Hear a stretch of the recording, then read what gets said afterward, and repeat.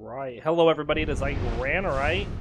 Here we are back with another episode of Let's Play Assassin's Creed 3. Doing some Assassin's Creed first before we get into an episode of Pokemon today. So anywho's, we finally finished the prologue. We did our first Desmond mission. Now we're going to go install a power source here and get some story from the precursor race.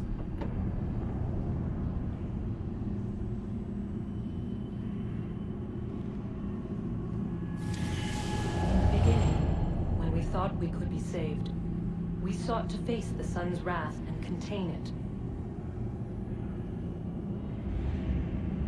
4 towers would be built to pull her fury into this place and dispel it.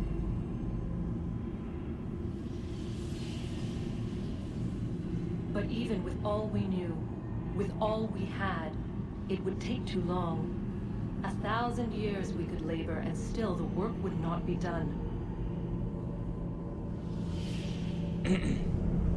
The first tower was never completed. The project abandoned. We moved on. But while we labored on other endeavors, a few returned. They thought to automate the process. Metal might finish what flesh could not.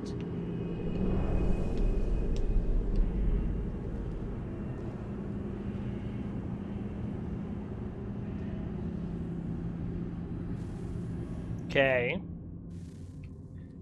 So they're teaching us about the end of the world and these towers.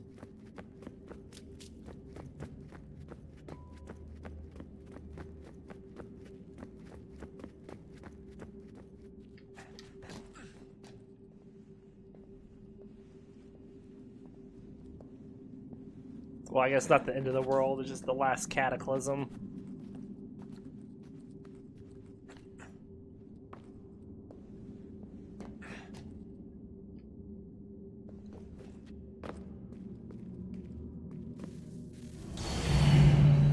Oh, it's so loud. If we could not meet the sun's cruel embrace, perhaps we might rebuke it. Already we could generate fields to protect us in times of strife. But these were small and simple things. To replicate them on a scale the size of a world, we lack the energy to make it so. Half the world, they said then. It is better than none at all. We tried. Again, we failed. A quarter, they asked. Even this we could not do. A 6th, an 8th, a 10th, they cried. The answer was still the same. Perhaps in time a city might be spared. But it was time we did not have. So we moved on.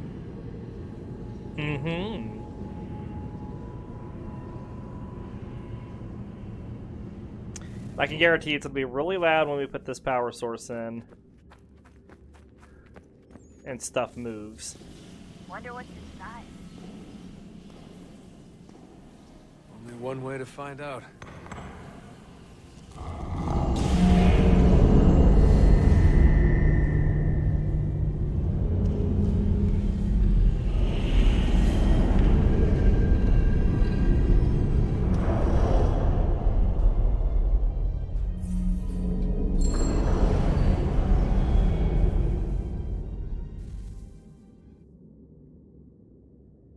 All right.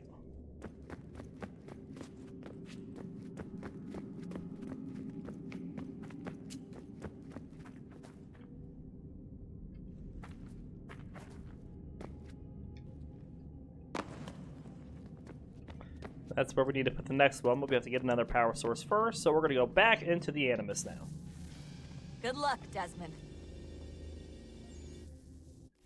These are troubled times. The already uneasy alliance between the Crown and its subjects frays. And behind them both the Templars plot, pulling strings and moving pieces. History dictates they seek order through control. But how will they affect it here? Who supports them? And what conspiracies have they already spun? Spare a All moment. these things I must determine. Of course. For Have a only look. by knowing my enemy can I hope to stop What is it? him. A Xingbao, or rope dart if you prefer. One of the many plans given to us by Xiao Yun to... Sorry. We'll have to work on this.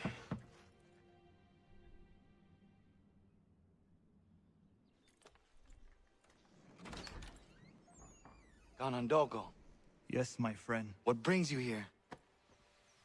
Is the village all right? For now. What do you mean? What has happened? Men came, claiming we had to leave. They said that the land was being sold, and that the Confederacy had consented. We sent an envoy, but they would not listen. You must refuse! We cannot oppose the Sachem, but you're right as well. We cannot give up our home. Do you have a name? Do you know who is responsible? He is called William Johnson. Where is Johnson now? In Boston, making preparations for the sale. Sale! This is theft! Kana, take care. These men are powerful. What would you have me do? I made a promise to my people. If you insist upon this course of action, seek out Sam Adams in Boston. He'll be able to help.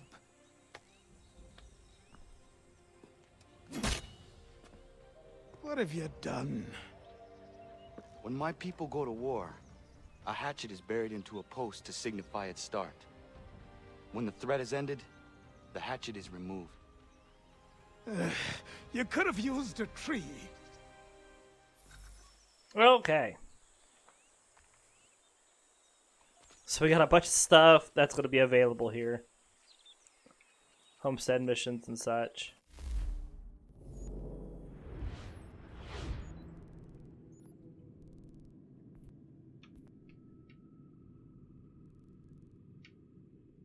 But before we go do all of that, we're going to do a couple storyline missions still.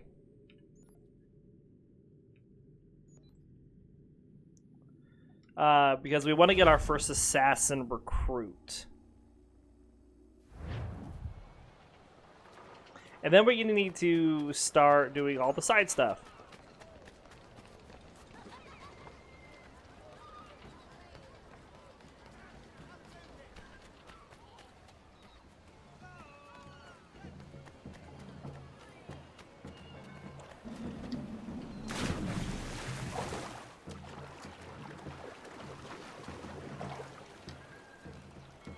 That's right, side missions. All right, got information about Xiao Jun here, which we saw in the Chronicles games. Xiao Jun is an assassin from China, one of the last assassins to meet with Ezio Auditore before his death.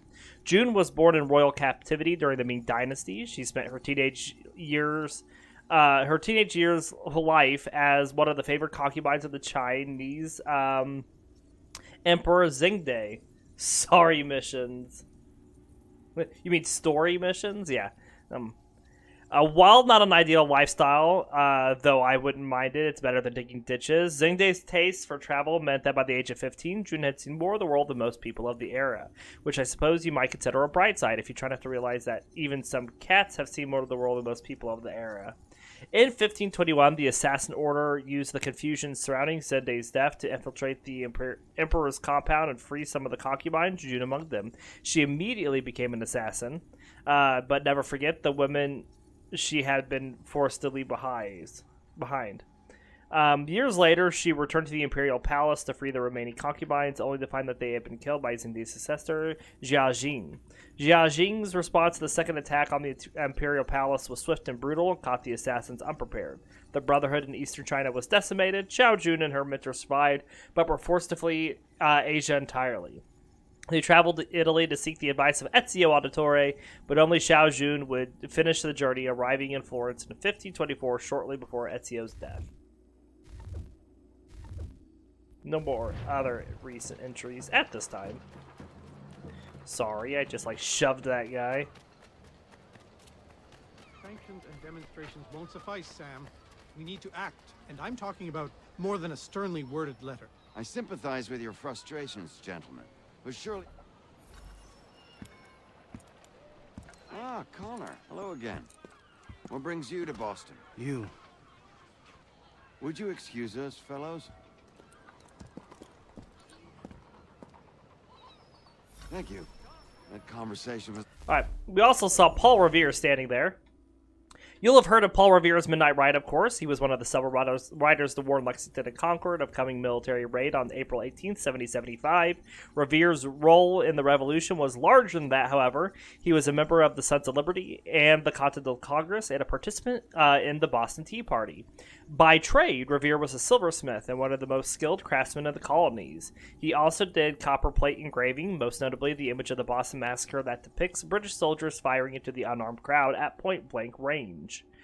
A very effective piece of propaganda. If you get very little copperplate propaganda these days, it's a dying art. Revere was also a shrewd businessman, and he went where the money was. When silverwork wasn't paying the bills, he made dental tools, and when gunpowder was scarce during the Revolutionary War, he built a gunpowder mill. After the war ended, Revere expanded his business into the bell forging, eventually making the bell that hangs in King's Chapel a Boston landmark. And how are you doing today, Krishinabon? I didn't mean to ignore you a bit there. Now, and we have another email already. I was hoping you could help me locate William Johnson. of course. I'm headed to a meeting with some men who should be able to help. Why don't you come along? It's good to see the people finally taking a stand against injustice. Says the man who owns a slave. Ooh, sorry? Here's Surrey, who they just referred to. Surrey was a servant in the household of Samuel Adams from about 1765 onward. She was given to Adams' second wife, Elizabeth Wells, as a wedding present, because nothing says like you care, like, here, have a human being. However, Adams was morally opposed to slavery and insisted she be freed before she came to live with him. She was and worked for the Adams family for nearly 50 years, which would be much less fun than working for the Adams family. Haha. You're doing well. No need to apologize. I know playing games can be distracting, just a little bit.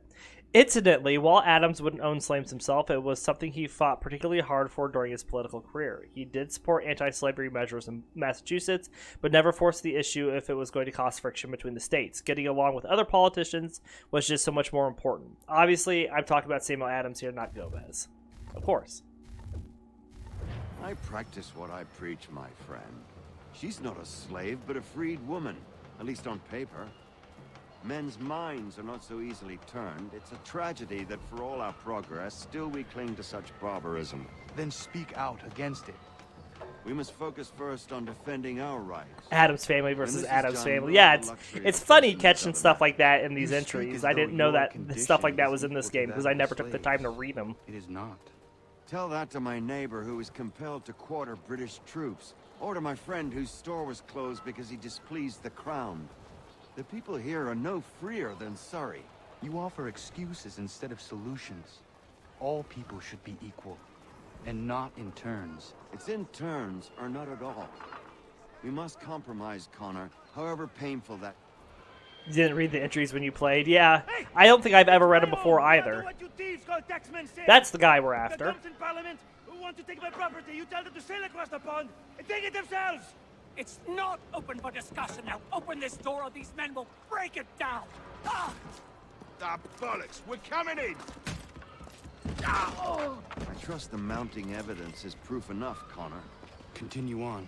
I shall meet you at our destination.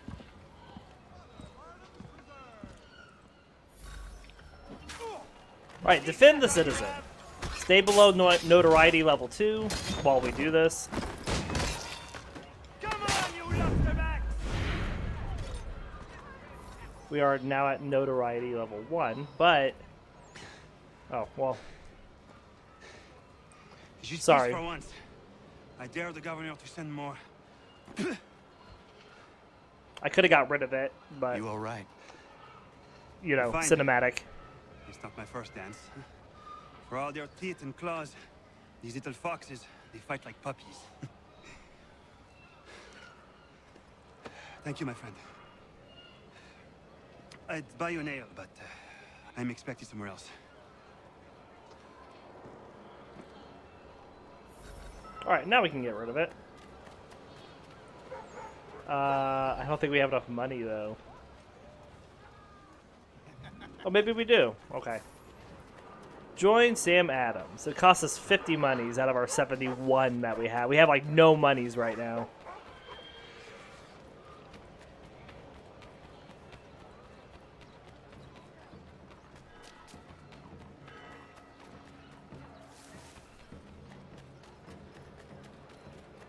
We're going to ignore anything that's not part of the storyline mission here.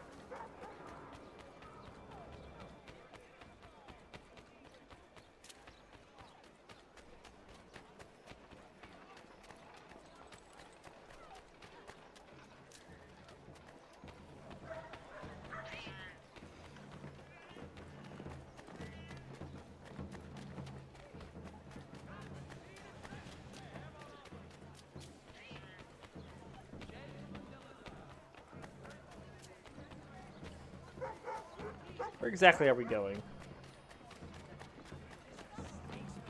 Ah, I see it.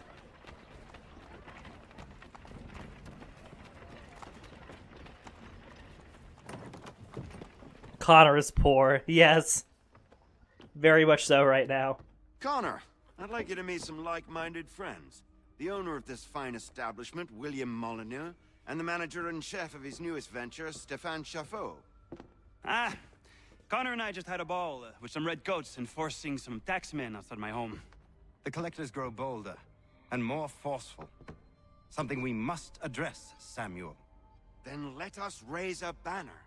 Something to let the people know that they are not alone.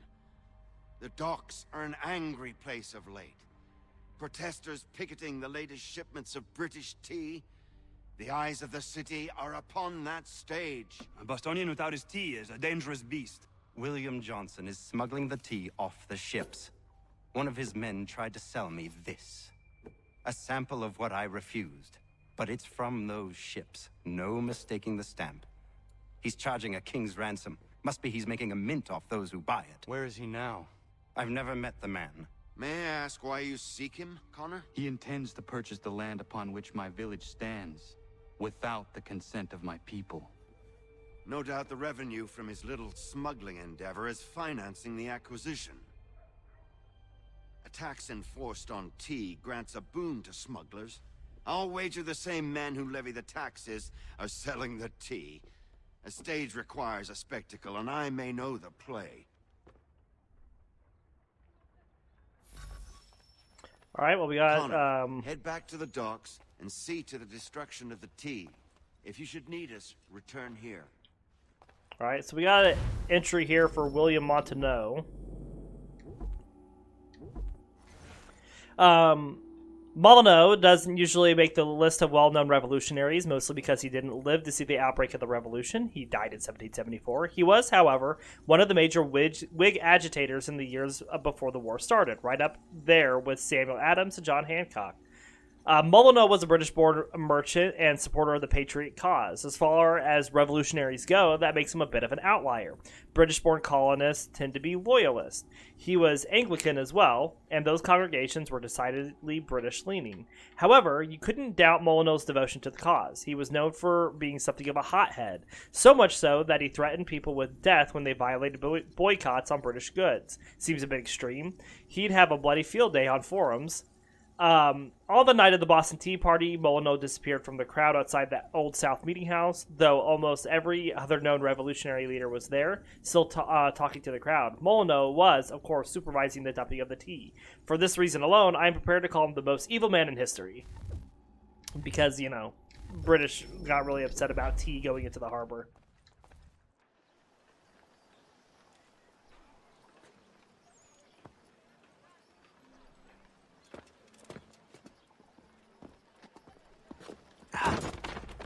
Pardon me. Oh, come on, mate.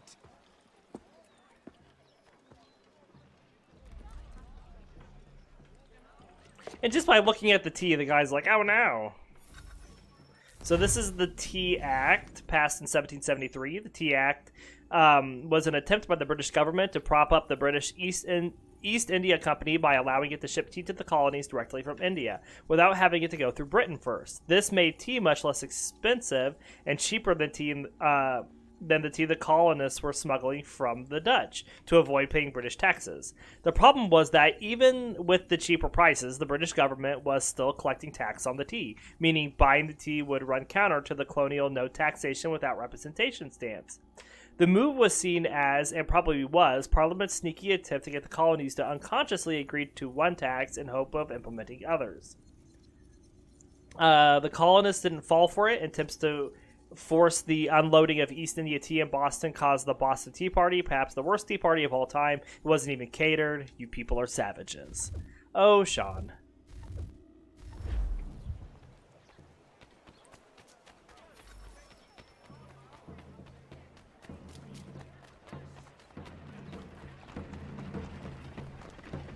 Alright, we need to head back to the docks is what we're doing right now. Yeah, we'll get the Boston Center taxation later. I'm not worried about that all right now. Here we have the Old South Meeting House.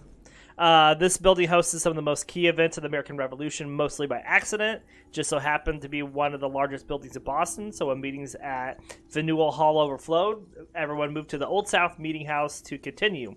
This meant the biggest, angriest, most rebellious crowds ended up here. After the Boston Massacre, the people met here to demand that the governor remove British troops from the city, which he did. Thousands showed up here for meetings leading up to the Boston Tea Party. On the night of the Tea Party itself, this was where Samuel Adams delivered the line, "This meeting can do nothing more to save the country," giving the go-ahead to seize the boats and dump the tea. It is anything a bigger slap in the face to a Brit than dumping tea? No, well, apart from slapping us in the face, but that's a secret I wish I hadn't told you. Of course, during the British siege of 1776, this church met the same fate as other rebel hotspots. It was ransacked. The pews and pulpit were torn out and used as firewood, and the interior was filled with dirt and used as a stable and writing school. There was even a bar on the second level. I guess the troops thought it would really stick it to the Puritans. The only thing worse than having a karaoke night the only thing worse would be to have a karaoke night. Puritans hate karaoke.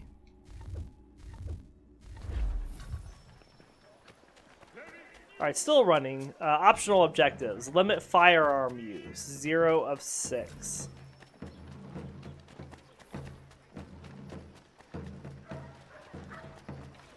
Okay, I really don't want to be doing all of this stuff right now. It's really trying to get me to do some of this stuff. And I'm like, no, storyline right now. No other stuff.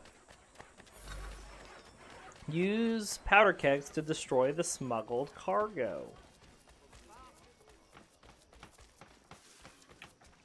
Can I see a powder keg from here?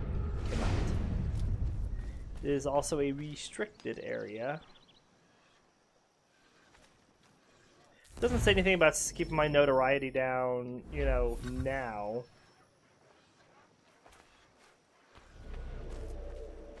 Oh, that's because it automatically goes to 2 right here.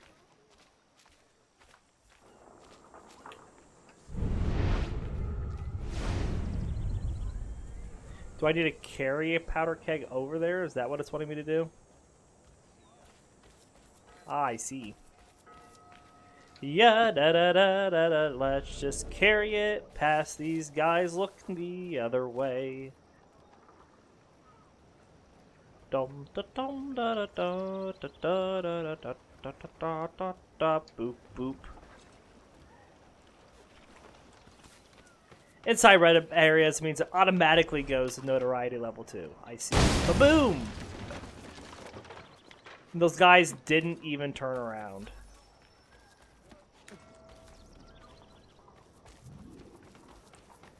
What did it mark there? Oh, it's another powder keg. I'm sure there's more close.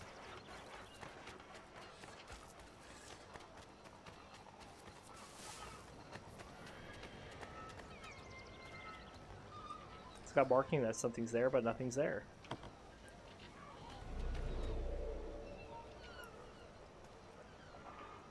Oh, you come over this way, buddy?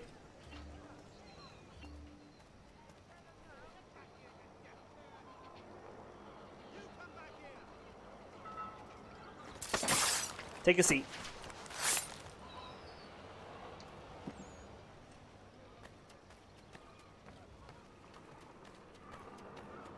Oh, there was one already here. Look at that.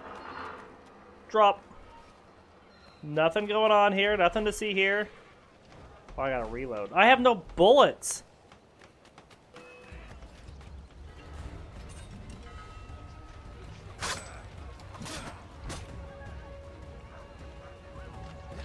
Alright, we need to take some of these guys out and either use their gun or loot them.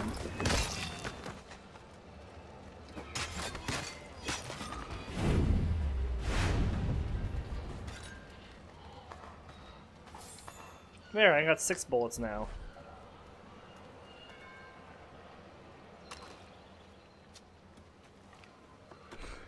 Mass explosion right by them, they just ignore it, and then you're laughing at me. Thank you.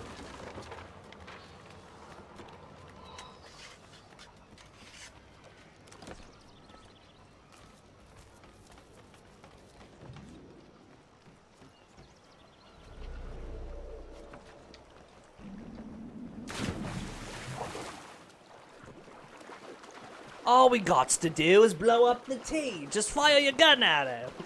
You got bullets for that gun, right? Right? Right?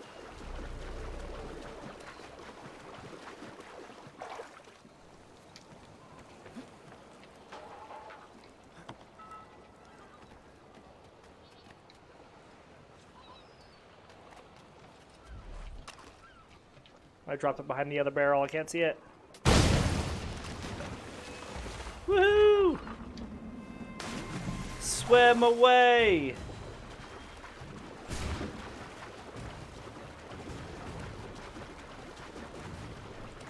They just can't stop me now, 'cause I'm having such a good time.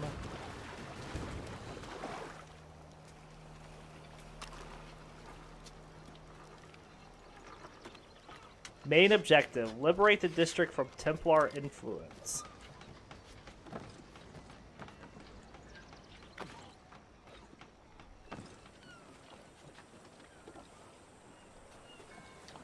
Probably because we need to have it liberated for, what's his, Jean, you know, to help us. So now we need to do all those other things, I think. What's I got marked on the map here? I'll go, let's go to the destination. See what it says.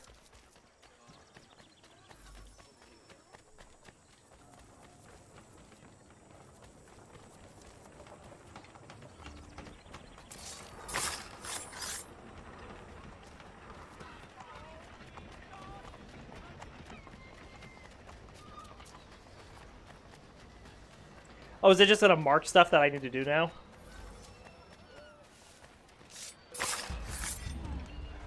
I'm here.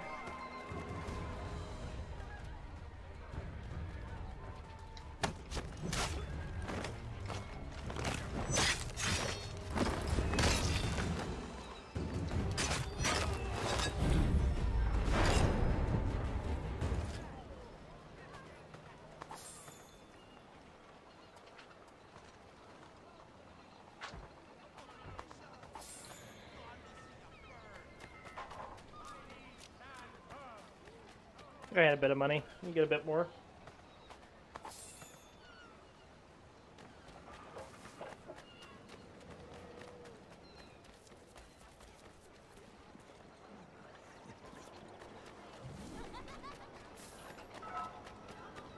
Okay, there's another one up here from the looks of it.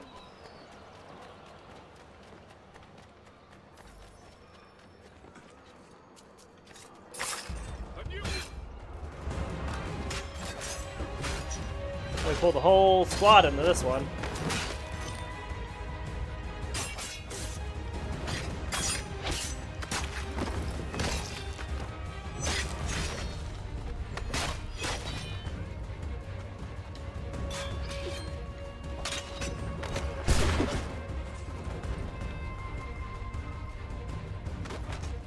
Whoa.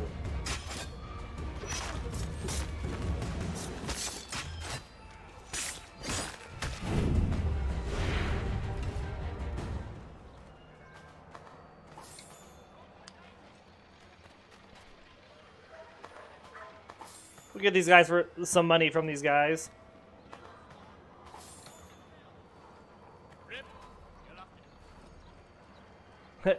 I want to bribe you, but I have to finish looting these guys first to get you enough money. Can't you pick their pockets and just save me that part?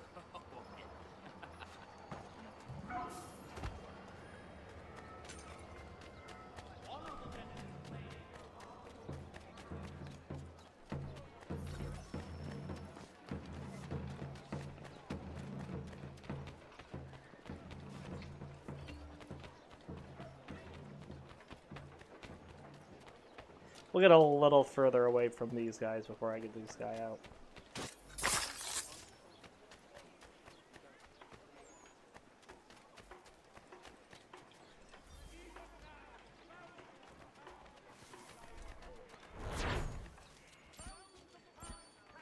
There we go.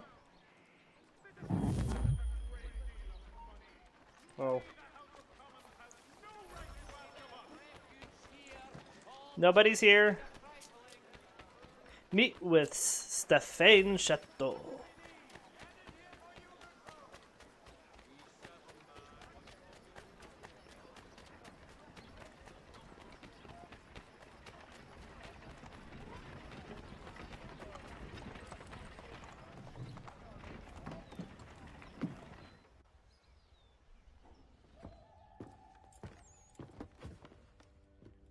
Stefan, what is wrong? Where is Sam Adams?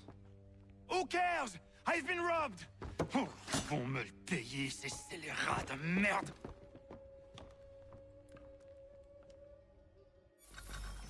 Where are you going? To get back what's rightfully mine. We need to limit time in open conflict and limit and perform low-profile assassinations.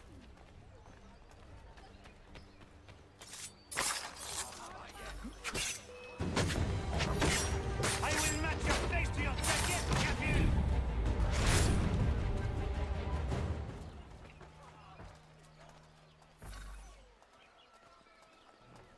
The hard part's going to be the limiting time in open conflict.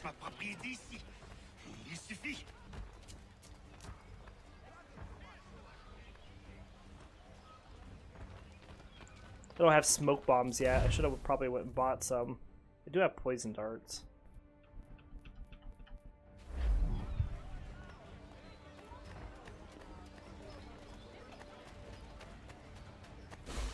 Oops.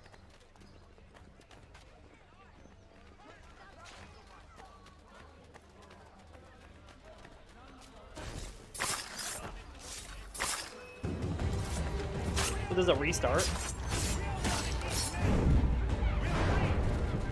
But the king sends these red ghosts to push us around. They are not our masters. This is our city. Let's show them who owns it. It's time to fight. Stefan, please! Stop and listen to me! I've listened for long enough. They come into my home and take my things. I will get my revenge. The man responsible for this will pay.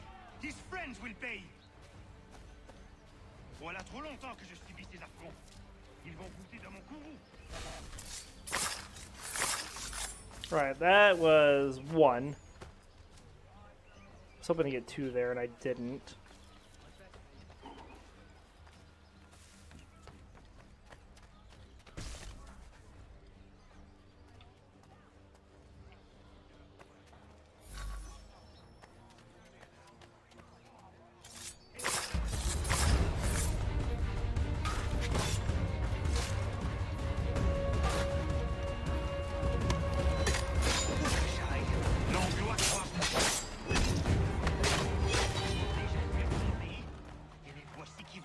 Alright, still need one more low-profile assassination.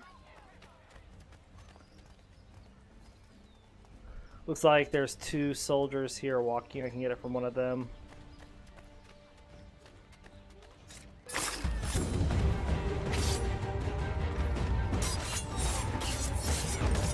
We're really just trying to outrun Stéphane here.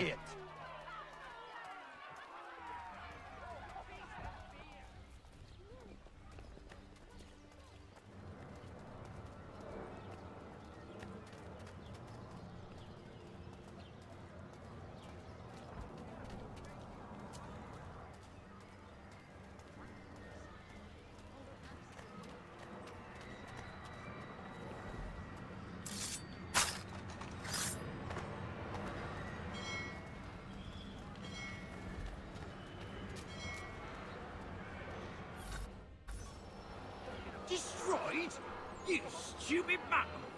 I suppose you want me to tell Johnson his tea just spontaneously combusted? Nonsense! Someone's responsible for this, and you will find out who.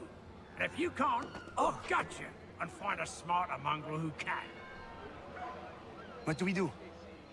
Create a window.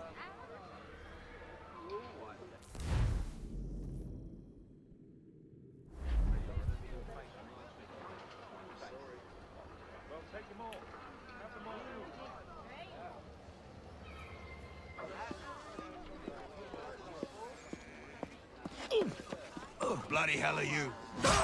Oh, Cleaver.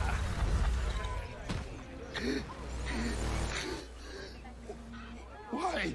You have no right to rub people blind. By decree of the British Parliament or not. British Parliament? I work for William Johnson. Johnson? End his suffering cleanly.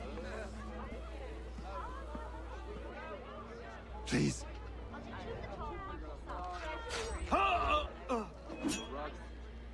The Butcher. The people seem to have an ear for you. What are the things you lost? The people listen to me only because I spoke the truth loud enough, which is worth 1,000 times the content of my footlocker. The English, they can keep my things. You did well tonight. I said I'd buy you an ale when you first helped me. In place of drink, I offer you my allegiance. For what it's worth. Your aid is welcome, and I am grateful. Now, I need to find Sam Adams.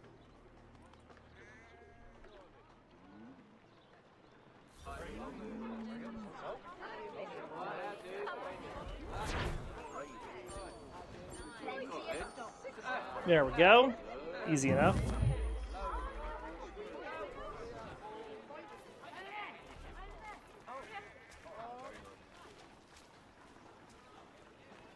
Okay, so we can hold this to access this,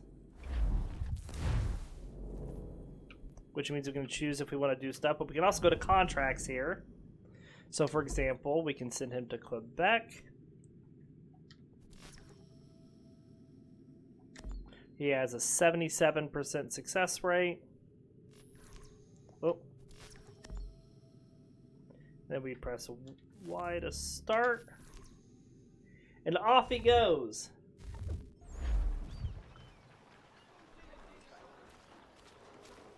Alright, so updated entry here for William Johnson.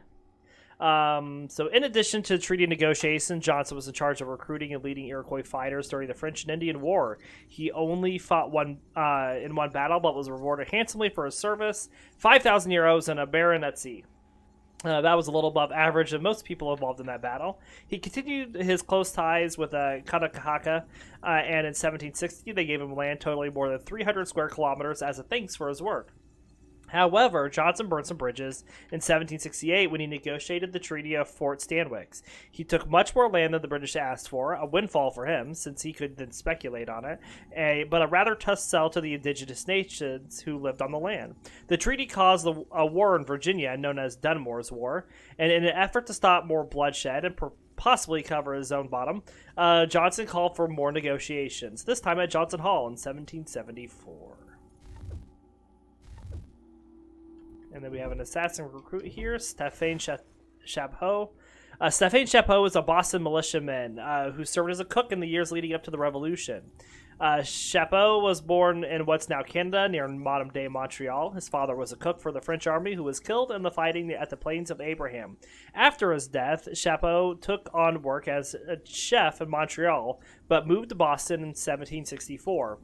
While his personal letters indicate he was more or less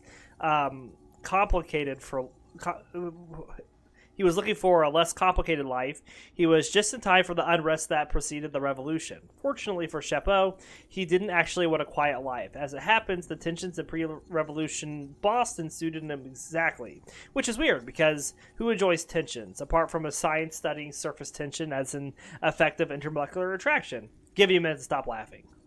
Sheppa was a man in search of a cause, and he found it in the Patriots. He was an enthusiastic supporter of the Sons of Liberty, participating in their 1765 protests surrounding the Stamp Act. He was present when crowds ransacked Governor Hutchinson's house in 1765, probably egging the mob on.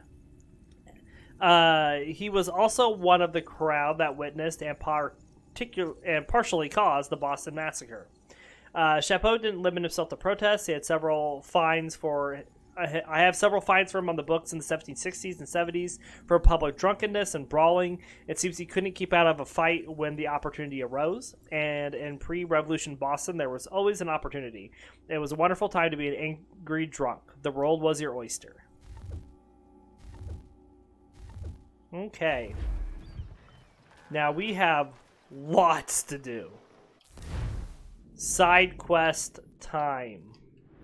We're going to start by going back to the Davenport homestead to start. And we have a couple of emails to read, it looks like. So now that we're back here at the Davenport homestead, let's read the emails that we have to start off. Sure, they're not important.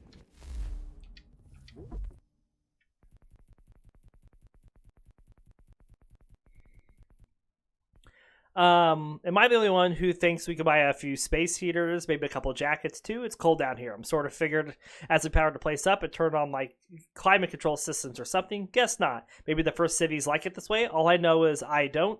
So I'd really like for us to pick up some sort of heating solution the next time we head out, please. Sean is annoying. Abstergo is definitely onto us. Most of the power sources I was tracking are gone. Guess they're rushing to snap them up now that they know what we're up to.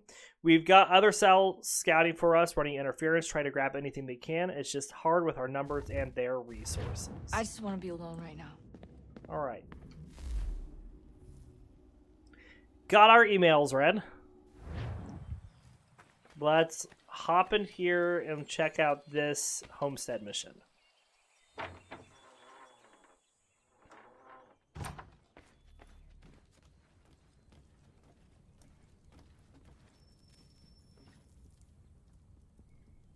Connor, it has occurred to me that the times we live in will be looked upon by future generations with a certain degree of scrutiny, no matter the outcome. With that in mind, I think it valuable to record the goings-on around the homestead. A true log of how people lived during this time of transition. Something to help color the portrait. What do you think? When I find a moment, I will try. Very good. And that's what I thought that one was about. I'm glad we got it.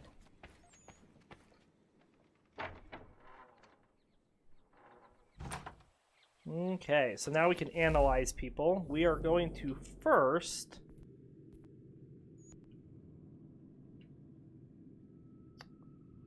let's hop over here really quick. Let's get this peg leg item over here. Because it won't take me very long.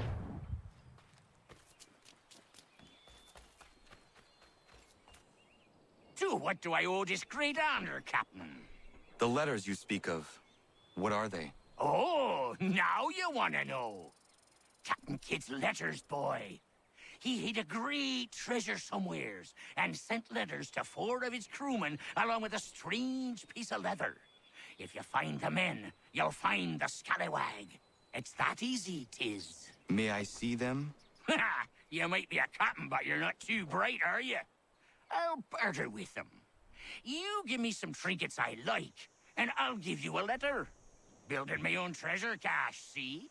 Trinkets? Like what? Where? Use your imagination, Captain. There's interesting swag all over the frontier. All right.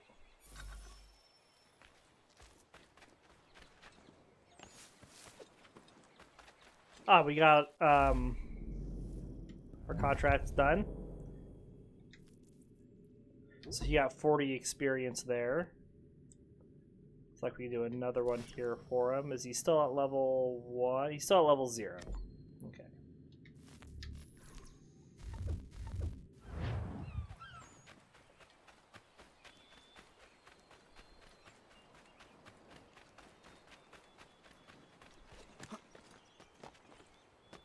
We got a database for William Kidd.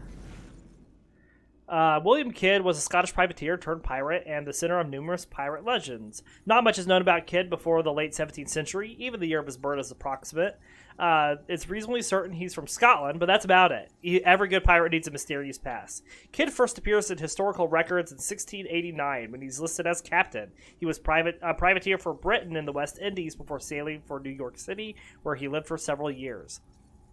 In 1695, Kidd was given a privateer's commission to hunt ships in the Indian Ocean and headed for Madagascar, which at the time was a known pirate haven. Then Kidd disobeyed the terms of his privateer's commission, attacking ships in the Red Sea. No one is quite sure why. I guess that's pirates for you. They're bonkers. When Kidd returned to the West Indies in 1699, he found that he was a hunted man. He sold his ship, the Quetta Merchant, in Hispaniola and headed up the coast in a new ship. Kidd knew he was likely to be caught and wanted to have bargaining chips to secure his own freedom, so he started hiding treasure as he went, the idea being that he could give away the locations in order to save his own skin. Kidd was finally captured when he returned home to New York. He tried to talk and buy his way out of arrest, but it didn't work. He was hanged for piracy in 1701, which it must have been so annoying. As for Kidd's treasure, it's known that that he buried some of it on Gardner's Island off the coast of Long Island, New York. That part was eventually recovered after Kidd's death. No one knows what else he had, but speculation still rages today over how much he buried and where.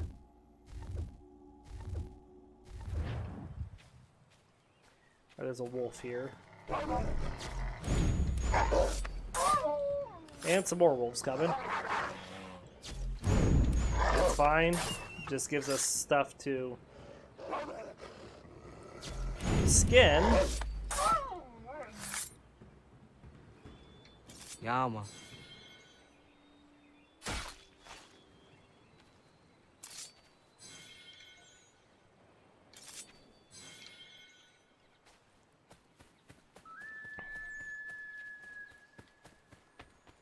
And here's the Pegleg treasure.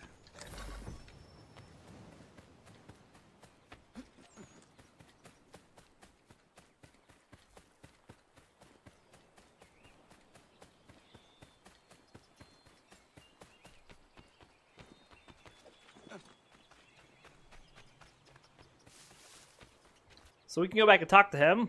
What you got for me? Ah, you brought me some good pieces. Watch your one thing. That's worth a letter to be sure. Here you go, Captain.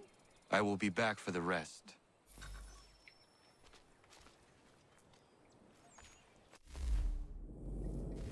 Alright, we got Pegleg's quest and a new destination unlocked on the... So we got a letter to Lucky Lem. Lucky Lem, I write you this script from the North Atlantic, having sailed here aboard my sloop, where the King's limeys are hot on my trail. I trust the adventure prize remains safe, but I rest assured it is in the best of hands, yours. I have always trusted you as one of my most loyal and faithful men, and that is why I now send you this scroll. It is of utmost importance that you do not open it, as it could mean my life. Carry it with you always. Never give it to a soul, no matter the price offered, and believe whatever that cost might be, I will double it when I find you. I do not know when I'll be free of these varlets, but they will not catch me. People very well may come looking for my scroll. Trust no one. Heed my warnings, Captain William Kidd. And we got a wolf here. Wolves have keen senses. You travel in packs. When wolves detect prey, they will stalk it until they're close enough to pounce. Weakness is bait and poison darts. Place bait and hide to perform an assassination when the wolf is close enough, or approach the wolf in the trees and shoot it with your bow. You can always use a poison dart to kill the wolf. We want pelt and fangs from them. Right, now we're gonna... that's not what I wanted. But it looks... You can see we have 6 more animals to find here in the homestead that can be hunted. We're going to travel back to the homestead here. And we have a homestead mission, as it is, right over here.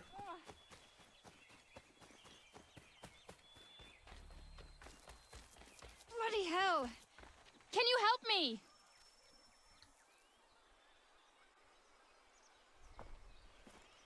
you all right? What do you think? Oh, How did this happen? poachers in the woods. I asked them to leave. This was their answer. Come on. We need to get that arm looked at. What if the men who did this? They can wait. Your wound cannot.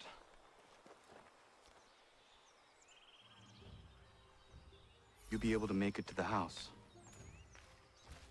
Yes. I think the ball took only flesh. And what is your name? Miriam. Do you live nearby? I don't have a home per se. I took to the frontier when I was a young girl. I've made my life out here ever since. Living where the land makes it easiest. Not a common choice for a woman of the colonies. No, it's not. But truth be told, it was this, the convent or the brothels.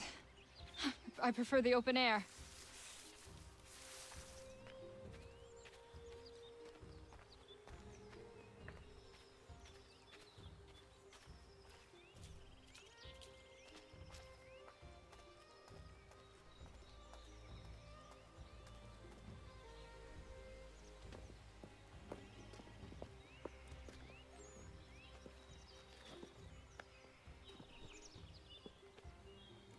Kana, what are you doing? Those poachers need to be stopped. Saw the scabs from my hunting blind. Get to that, and you shouldn't have any trouble finding them. Use the rope dart if you can. Get familiar with it. Alright. How many rope darts do I have? I have 3. Okay.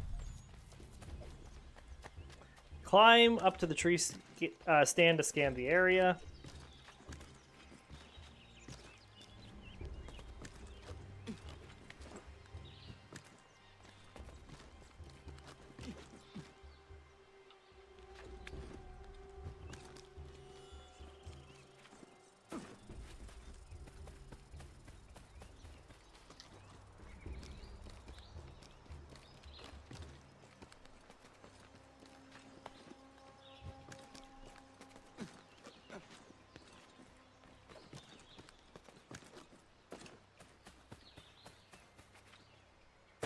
Woohoo!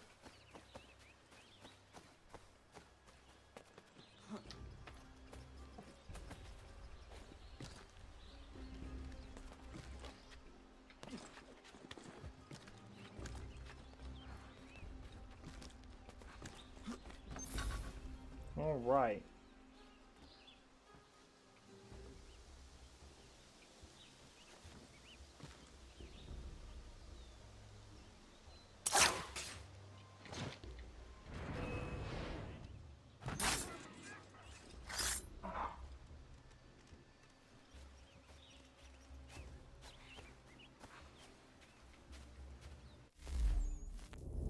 I finished. Excellent.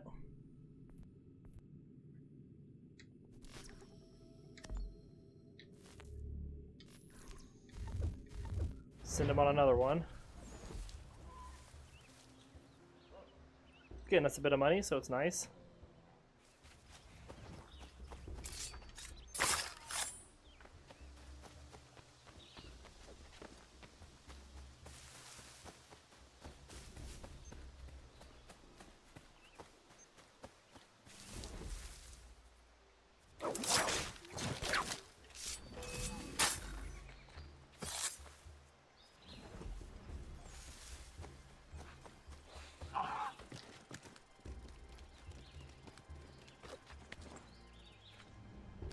William Johnson's opening up some of that Mohawk land he purchased for free hunting soon. Might be we make a good haul up there. I hear tell. Got him.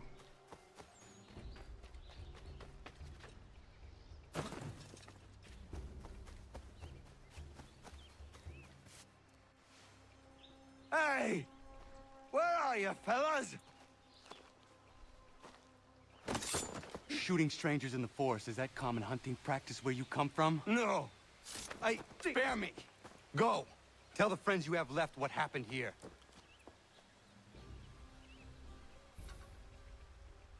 Right, there was deer behind me in that video, but I don't think it's there anymore.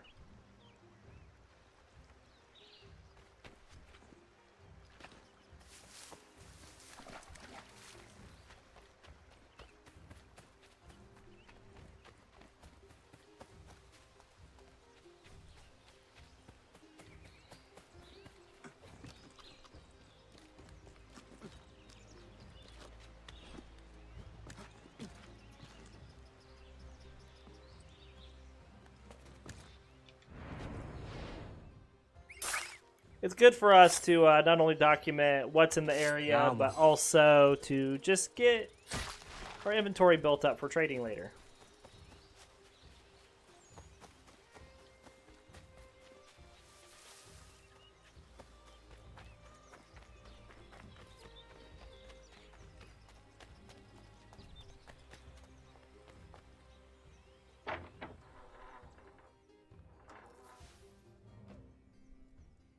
Thank you, Achilles. You are most welcome. Why did those men attack you? It's no secret this land is full with game. I spotted the trespassers en route to request permission to hunt here myself, and suggested they do the same. The bounty of the forest is not mine to give. It is your right to hunt on this land, but I would appreciate you trading your surplus with the others. Very well. I accept.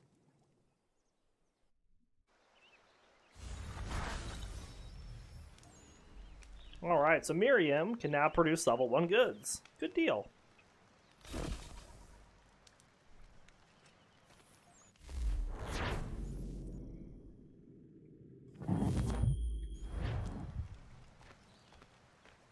So let's... Okay, so Miriam's over here right now.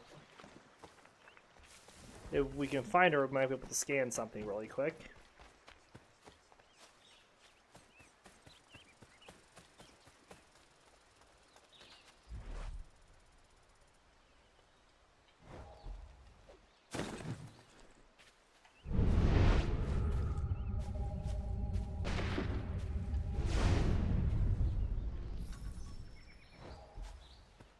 There we go.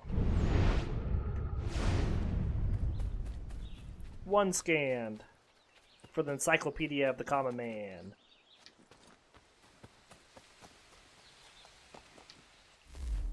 Let's see. I want to get this peg leg trinket.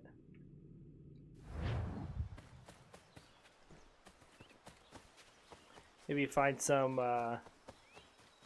more game to take out on the way there.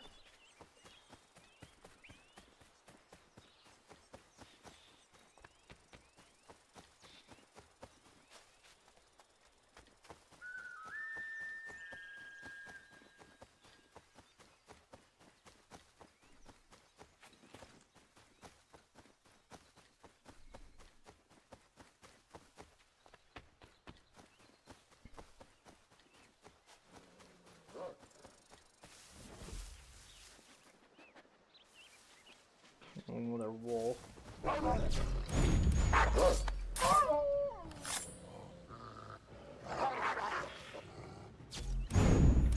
You need to find all the game in each of the area for one of the lodge requirements. Right. Yeah, I know we do. Yeah, man.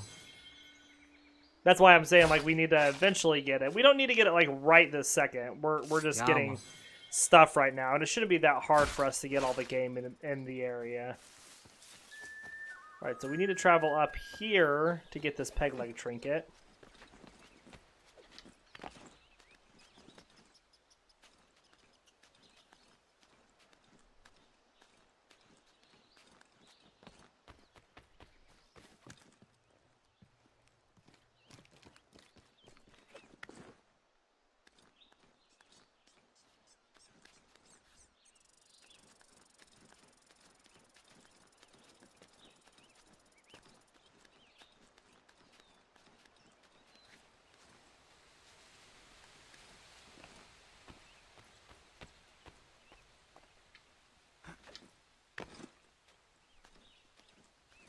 You did all the game and the stuff to do it in the frontier before you even went to the to this area when I played it. Oh yeah, nice.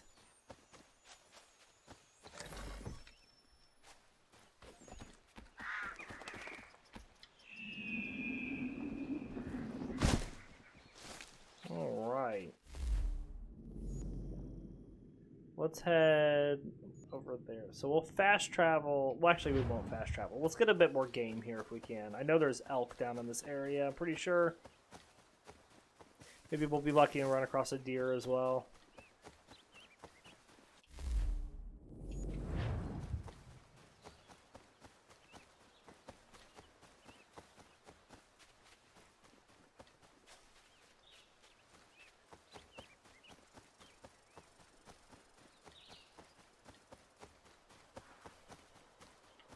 There we go.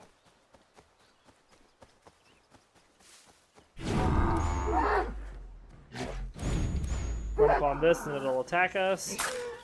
Which, if you are quick enough to just click, you can just get it right there without it coming back. So, male elk. Elk are skittish and good at detecting threats. If a male elk spots an intruder, he will stand his ground, giving a warning, and then charge if you get too close. Bait, poison, and darts are its weakness. We can remain undetected by hiding in the trees or using our bow, placing bait, performing assassination. Yeah. We can get lots of stuff from elks, including pelt, antlers, and meat.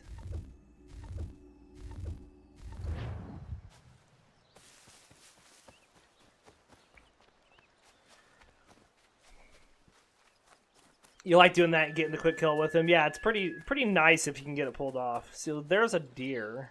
Can I get it with a bow?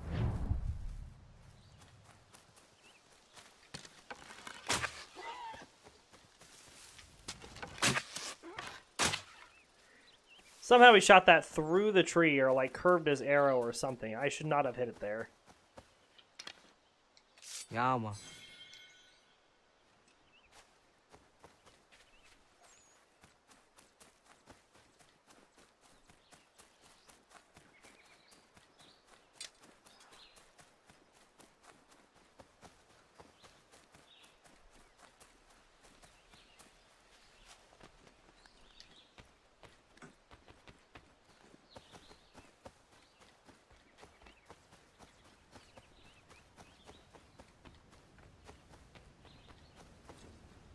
Alright, so he was successful here. He should be getting pretty close to leveling up if he hasn't already. Yeah, he has, okay. Keep going!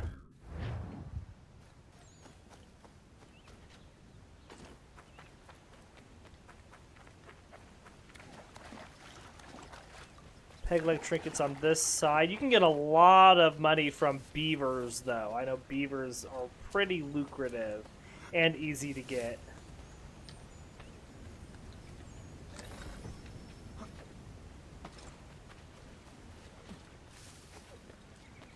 Alright, we're going to head just directly along the river here. We're going to head back here to Lance's workshop and Godfrey's lumber mill, if we can.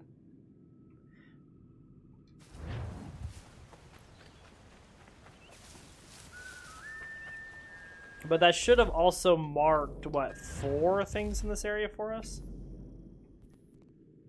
Yeah.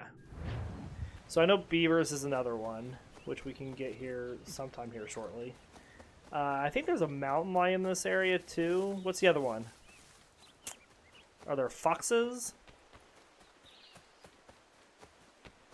You think you single-handedly eliminated the entire beaver population in this area? Well, that's kind of what happened in the Americas anyways.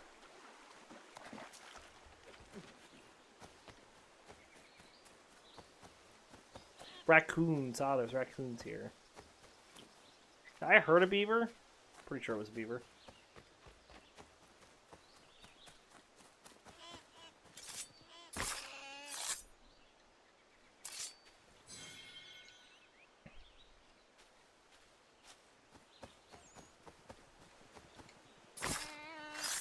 Alright, so the beaver, skittish animals, not good at detecting threats, don't like bears. We can get a lot of stuff from beavers. I'm not going to read about, they don't give a lot of interesting information about this, except that, you know, how to hunt them, which you can hunt everything the same way, and they're all weak to the same stuff. There you go.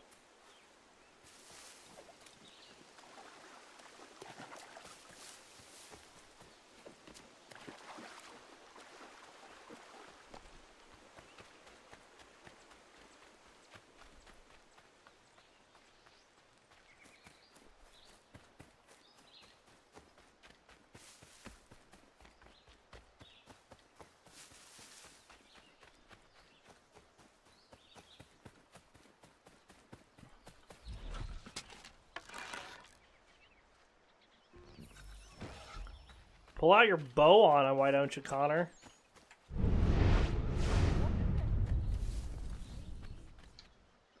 This is where we meet the wives. You must be Connor. We've been raring to finally meet you. My name's Catherine, and this is Diana. We're the wives of those two blockheads who cut trees. Nice to meet you. We've heard so much of you from the boys. Glad to finally put a face to the name. The pleasure is mine. We were just discussing how nice this bit of territory is, on a river with nobody upstream.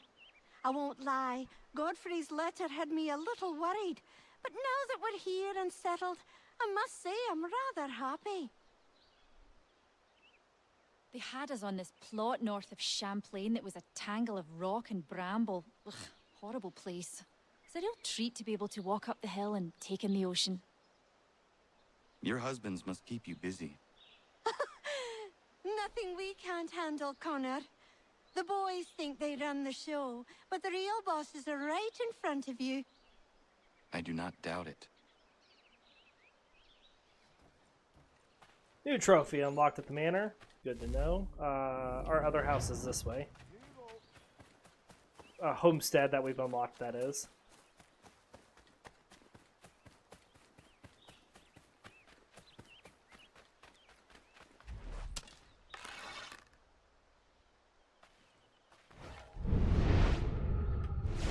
I guess he's not doing something we can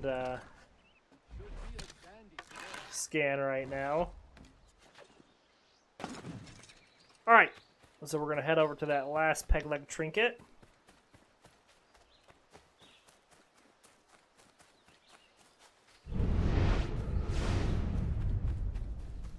Outhouse there. We'll just leave that be. One of the women is over here. Can we scan her doing anything? Nope, they're just walking.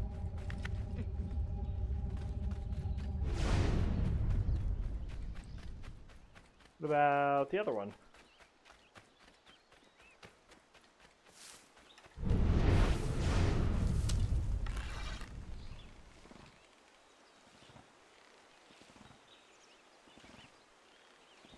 Doesn't want us to scan her doing the laundry. Good to know. Right, we need to cross over the water here really quick.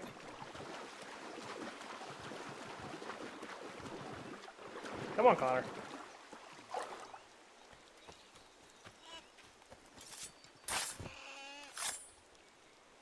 Yama.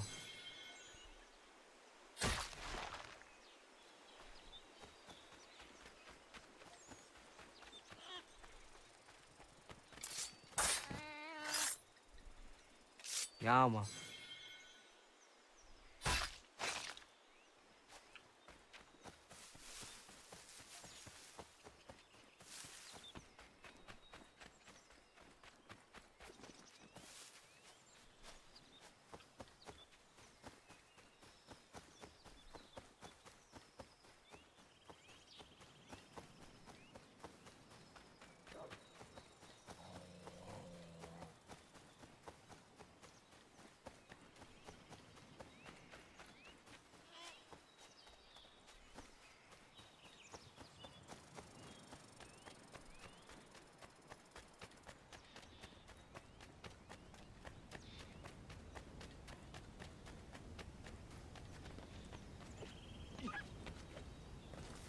Fox.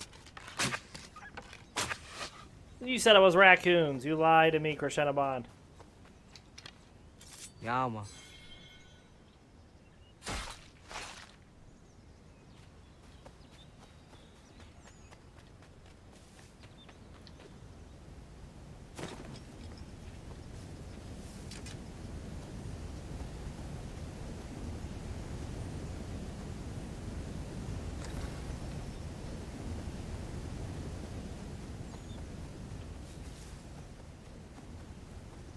There are raccoons in this area? Well, maybe I was thinking maybe there's not a cougar here.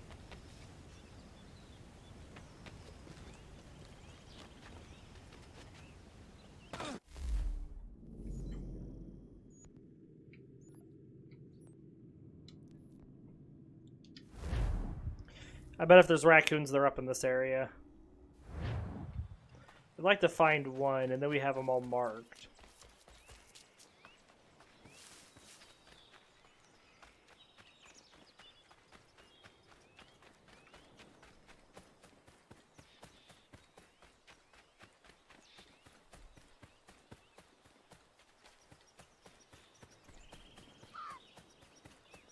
Here it is. No cougars here, but we found the raccoon.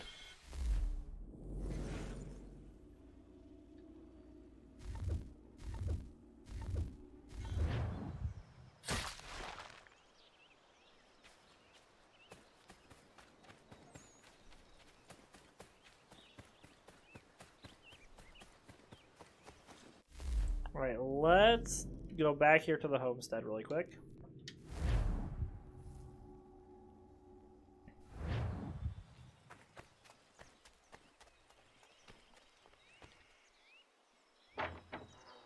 The biggest problem about the economy is you can only do it here and at merchant shops. Alright, we need to stockpile some stuff.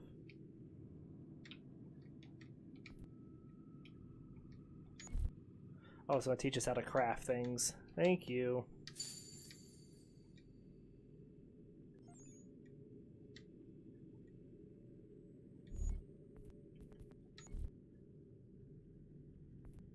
I want to stockpile. Thank you. No, that's...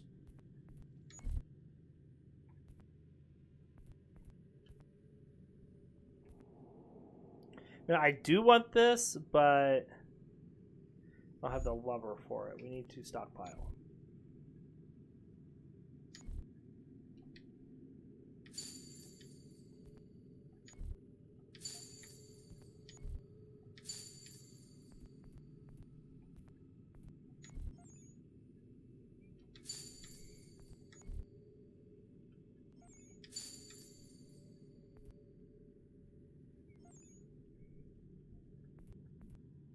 Ideally, we don't have to stockpile. Those are very expensive. I want to craft. That's trading. Crafting. What are we missing here? Pine lumber and kindling. We could get another land convoy, which would be pretty nice.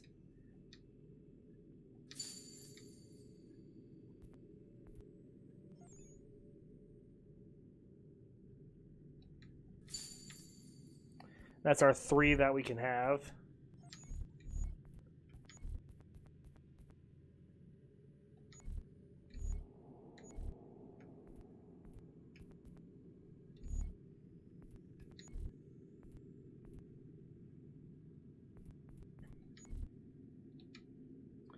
So we could ask her to stock pelts for us, which is like a really good way to get money. But they're expensive right now, and we don't have money. But we have our own pelts right now, which we can use. Get more money here.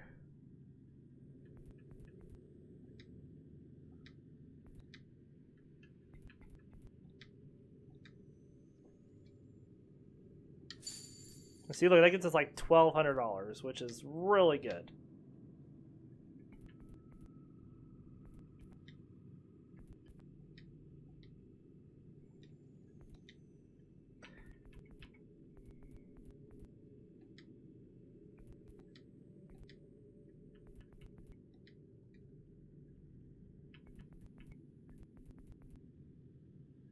What else pelts do I got? I got an elk pelt. Some fox pelts. I have lots of pelts. Pelts are good.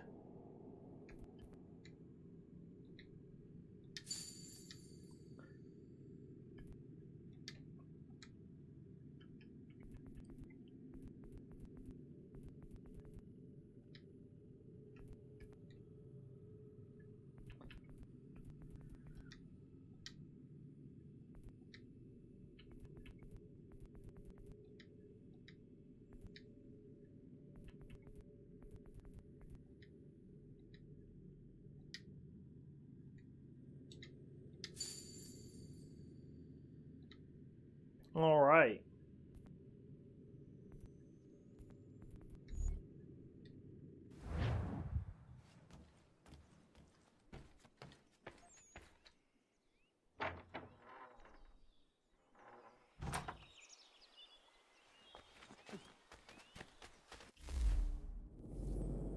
And that clears out everything we want to do in the homestead right now. So, of course, we have the frontier, tons of stuff to do here. And then, of course, the stuff in Boston as well. I think we want to start in Boston. If we can. Where one of these has a general store, like, right next to it.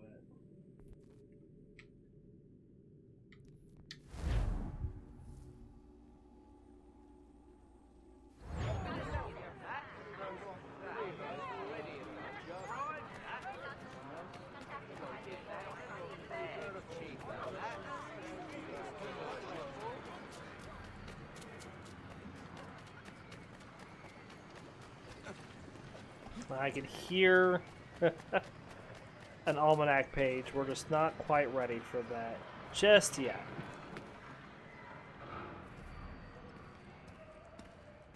What do you need, my friend? Maps. Yes, I know you have so much stuff for sale right now.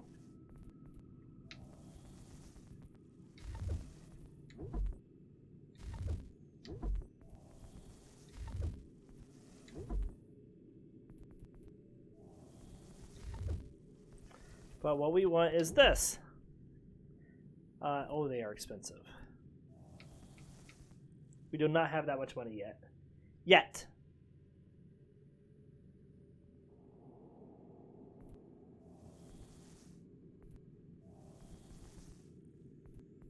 Here we got the feathers and the trinkets as well. We really want all of these.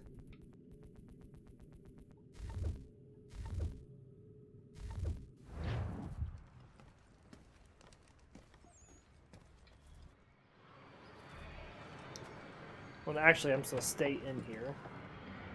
And this is where we're going to end our episode here for today. So we do hope you all enjoyed.